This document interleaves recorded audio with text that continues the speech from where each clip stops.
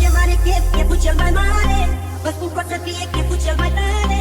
Sunt cu gaca mea, toți lângă mine. Și o să ia acum nebunie.